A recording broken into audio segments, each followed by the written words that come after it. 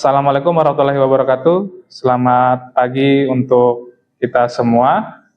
Ya, sebelum memulai pelajaran, marilah kita berdoa menurut agama dan kepercayaan kita masing-masing.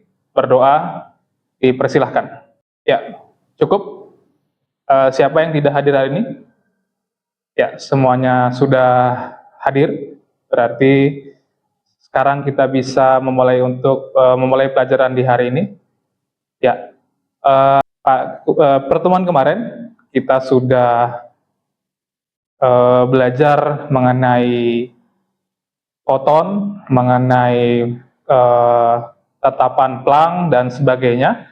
Kemarin dan kalian juga sudah diberikan video terkait dengan materi yang akan kita pelajari hari ini. Nah, yang kita pelajari hari ini itu adalah efek foto listrik. Nah, ya silahkan scan QR code yang ada di bawah dan kerjakan soalnya secermat mungkin. Karena dari soal tersebut dari hasil jawaban kalian, kita akan menentukan kelompok yang ada. Oke, jadi silahkan masing-masing dari kalian scan QR code yang ada di depan dan kemudian kalian kerjakan soal yang ada di Google Form tersebut dan saya berikan waktu selama 10 menit. Silakan dikerjakan.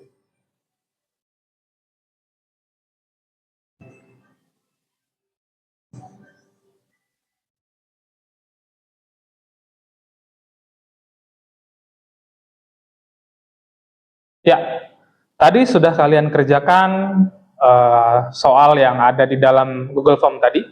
Nah, sekarang kalian lihat gambar yang ada di depan. Apakah kalian tahu apakah itu? Pertanyaannya, bagaimanakah peran cahaya ya? Sehingga kita dapat menggunakan kalkulator jenis yang seperti ini. Jadi, di pembelajaran hari ini, kita akan mencari tahu jawabannya. Kenapa sih kalkulator ini bisa membuat cahaya bisa membuat kalkulator ini itu bisa memiliki sumber energinya sendiri.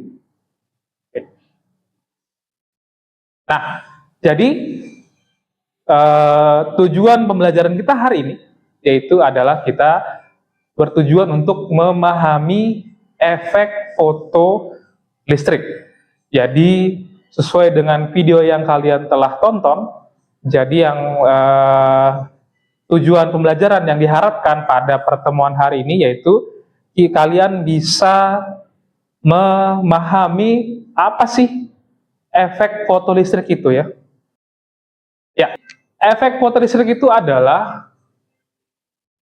gejala ya, terlepasnya elektron dari atom pada logam yang disinari oleh cahaya berenergi tinggi ya. Jadi ada beberapa hal yang perlu kalian perhatikan. Di sini adalah gejala terlepasnya elektron ya. Jadi pada saat cahaya itu menyinari menyinari logam, elektron dari logam tersebut akan terlepas ya. Jadi bukan hanya cahaya ya, tapi yang lebih tepatnya adalah gelombang elektromagnetik. Jadi kalau ada suatu gelombang elektromagnetik itu menyinari suatu logam, maka elektronnya itu akan terlepas dari logam tersebut. Nah, contohnya itu pada sel surya ya. Jadi kalau kalian pernah perhatikan pada jalan-jalan ataupun pada rumah yang menggunakan sel surya, jadi sel surya itu adalah salah satu contoh dari terjadinya efek foto listrik. Jadi nanti yang kita pelajari pada pertemuan hari ini itu adalah nanti kalian pasti akan bertemu dengan energi kinetik elektron, kemudian nanti ketemu dengan istilah frekuensi cahaya, kemudian ada namanya fungsi kerja logam, kemudian foton, kemudian intensitas cahaya. Jadi pada pertemuan pada hari ini kita akan melihat ya, atau kita akan menemukan banyak komponen atau istilah-istilah dari berikut. Oke. Nah, ini ya syarat utama ya, syarat utama terjadinya efek fotolistrik itu adalah frekuensi cahaya. Jadi yang berpengaruh itu adalah frekuensi cahaya. Jadi frekuensi cahaya itu harus lebih besar daripada frekuensi ambang batas logam. Kalau dia sama saja ataupun lebih kecil, elektron itu pasti tidak akan terlepas. Nah, setelah elektron terlepas, nanti pasti dia akan menghasilkan arus listrik. Nah, ini adalah contoh dari penerapan pada sel surya ya, sel surya. Jadi ini adalah syarat utamanya. Jadi kalau frekuensi cahayanya kurang dari frekuensi ambang batas logam, elektron pasti tidak akan terlepas. Oke, seperti itu. Ya, jadi silakan kalian berkelompok ya. Jadi silakan kalian berkelompok sesuai dengan nilai yang telah didapat menuju ke kelompoknya masing-masing. Oke, dipersilakan dalam waktu 2 menit silakan menuju ke kelompoknya. Oke, silakan. Ya, setelah berkelompok silakan kalian berdiskusi dan saya akan membagikan LKPD ya. LKPD itu adalah lembar kerja peserta didik. Lembar kerja peserta didik yang akan saya bagikan melalui tautan yang akan dikirimkan ke handphone atau ke laptop kalian nanti.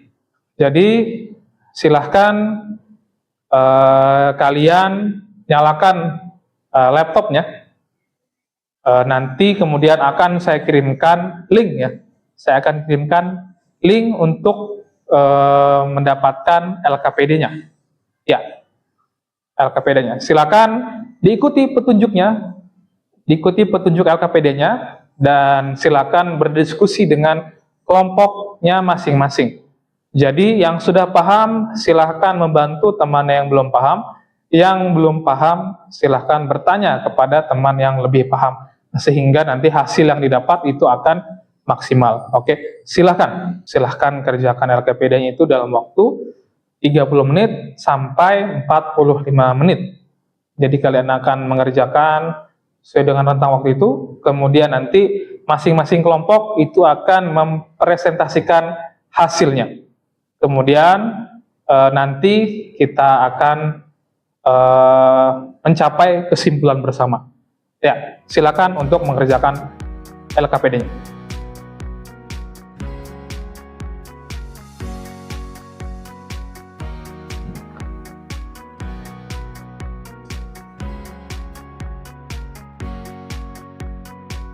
Ya, setelah kalian tadi mengerjakan LKPD-nya, yaitu kita mengerjakan eksperimen ya, itu tentang efek fotolistrik pada lab virtual dari PET ya, Colorado. Jadi yang berjudul PET Simulation Photoelectric. Jadi kalian setelah mengerjakan tadi, silakan dari kelompok 1 untuk mempresentasikan hasil pengamatan yang telah kalian dapat di lembar kerja peserta didik yang tadi. Oke, dipersilahkan. Ya, kelompok 1 sudah, silakan kelompok 2. Oke. Nah, sekarang setelah kalian tadi presentasi hasil pengamatan yang telah kalian dapat, nah, sekarang kita akan merefleksikan ya, apa saja yang telah kita dapat pada pertemuan hari ini. Jadi silakan masing-masing kalian itu untuk menjawab ya pertanyaan yang ada di depan. Jadi ada 4 pertanyaan ya yang kalian boleh jawab. Diharapkan pertanyaannya diisi dengan jujur ya. Jadi jangan malu untuk menjawab pertanyaan, harus jujur sehingga nanti akan didapat hasil yang lebih baik ya. Yang pertama, pada bagian mana dari topik efek fotolistrik yang dirasa kalian kurang pahami? Jadi silahkan diisi, kemudian nanti setelah kalian tahu bagian mana yang kurang kalian paham, yang kedua adalah apa yang akan kamu lakukan ya untuk memperbaiki hasil belajar pada topik ini. Yang ketiga, hal baru apa yang kamu peroleh ya? Hal baru apa yang kamu peroleh dari pembelajaran pada hari ini ya?